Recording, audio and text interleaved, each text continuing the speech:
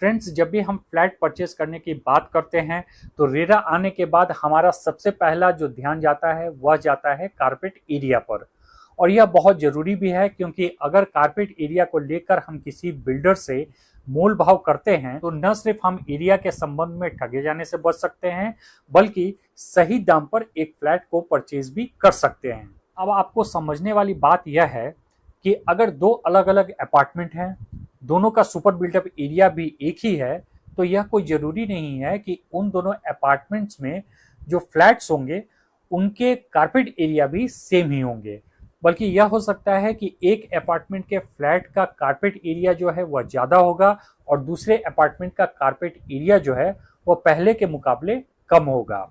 तो निश्चित रूप से अगर आपके साथ ऐसी कोई परिस्थिति उत्पन्न होती है, तो अगर सेम रेट में आप एक ऐसा फ्लैट ले रहे हैं जिसका कारपेट एरिया बड़ा है, तो यह आपके फायदे का सौदा है। लेकिन दूसरे अपार्टमेंट में आप सेम रेट में एक ऐसा फ्लैट खरीद रहे हैं जिसका कारपेट एरिया कम है, तो यह आपके लिए एक घाटे का सौदा है। लेकिन सवाल यह है कि ऐसा होता क्यों है? जब दो अपार्टमेंट्स हैं, दोनों के सुपर बिल्टअप एरिया एक समान है, तो फिर उनके फ्लैट्स के कारपेट एरिया बढ़ और घट कैसे जाते हैं? तो इसका कारण है लोडिंग फैक्टर। किसी भी अपार्टमेंट में लोडिंग फैक्टर जितना कम होगा, उस अपार्टमेंट के जो फ्लैट्स होंगे उनका कारपेट एरिया ज़्यादा होगा, और जिस अपार्टमेंट में लोडिंग फैक्टर ज़्यादा होगा उस अपार्टमेंट के फ्लैट्स के कारपेट एरिया जो हैं वह कम होंगे। आमतौर पे किसी भी फ्लैट पे यह लोडिंग फैक्टर जो है वह 25 से 30% होना चाहिए, लेकिन बड़े बड़े शहरों में यह लोडिंग फैक्टर्स जो हैं वह 35 से 40% तक भी पहुंच जाते हैं। अब समझते हैं कि यह लोडिंग फैक्टर है क्या। तो जब भी आपको कोई फ्लैट मिलता है तो आपके फ्लैट के एरिया के अलावा बहुत सारे ऐसे स्पेस होते हैं जो कॉमन स्पेस होते हैं, या बहुत सारे ऐसे फैसिलिटीज होती हैं जो बिल्डर्स आपको प्रोवाइड करते हैं। अल्टीमेटली उन कॉमन स्पेस का या फिर उन फैसिलिटीज का जो कि प्रोवाइड कराया गया है, उसका कॉस्ट जो है वह बिल्डर को निकालना होता है। For example, elevators, lobby, maintenance room, parking and terrace, तो यह सारे लोडिंग फैक्टर के अंतर्गत आते हैं और बिल्डर्स को इनका भी कॉस्ट निकालना होता है। अब एक इंटरेस्टिंग समझने वाली बात यह है कि यह लोडिंग फैक्टर किसी भी फ्लैट पर कितना है, इसकी जानकारी आपको किस प्रकार से प्राप्त होगी। तो मान लीजिए एक अपार्टमेंट है, उसका सुपर बिल्टअप एरिया है 1500 स्क्वायर फीट और उसका कारपेट एरिया है 1200 स्क्वायर फीट। तो अब हम 1500 स्क्वायर फीट को डिवाइड कर देंगे 1200 स्क्वायर फीट से, तो लोडिंग फैक्टर जो है वह आएगा 1.25।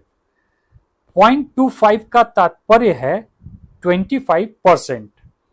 अगर यह 1.35 हो, 1.40 हो, तो इसका तात्पर्य होगा 35 और 40%। यानी कि एक फ्लैट पर जो लोडिंग फैक्टर है वह 25% है, 35% है या फिर 40% है।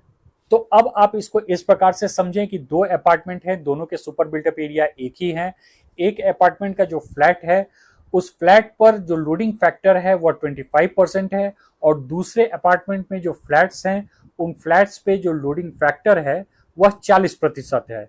तो निश्चित रूप से पहला वाला अपार्टमेंट जिसमें लोडिंग फैक्टर सिर्फ 25% है, वहां पर जो कारपेट एरिया है वह आपको ज्यादा मिलेगा, यानी कि आपके फ्लैट का साइज जो होगा वह बड़ा होगा। और जिस अपार्टमेंट में लोडिंग फैक्टर जो है वह ज्यादा है यानी कि 40% है, definitely in comparison to first apartment, वहां पर जो कारपेट एरिया होंगे फ्लैट्स के वह कम होंगे और फ्लैट्स का साइज भी जो है वह छोटा होगा। हालांकि इसमें एक बात और भी है कि 25 से 30% जो लोडिंग फैक्टर है वह एक कॉमन लोडिंग फैक्टर माना जाता है, और हर अपार्टमेंट में लगभग 25 से 30% लोडिंग फैक्टर रहता ही रहता है। लेकिन किसी भी अपार्टमेंट में अगर फ्लैट पे 30% से ज़्यादा लोडिंग फैक्टर है, तो फिर इस परिस्थिति में आप यह समझ जाएं कि आपको जो फ्लैट मिलेगा उसका कारपेट एरिया कम होगा और फ्लैट भी छोटे साइज का होगा।